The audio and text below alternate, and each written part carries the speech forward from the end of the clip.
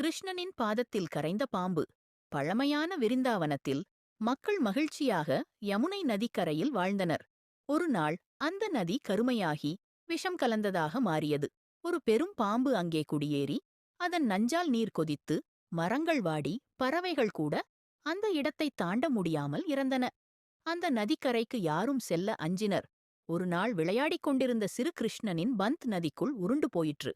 அவனுடைய நண்பர்கள் கூச்சலிட்டனர். கிருஷ்ணா, போகாதே, அந்த பாம்பு உன்னை விழுங்கிவிடும். கிருஷ்ணன் அமைதியாகச் சிரித்து அவன் ஒரு கடம்ப மரத்தில் ஏறி அதிலிருந்து நதிக்குள் குதித்தான். நீரில் பெரும் சுழல் எழுந்தது. பாம்பு பலத் தலைகளுடன் எழுந்து கோபமாக கிருஷ்ணனைச் சுற்றி வளைத்தது.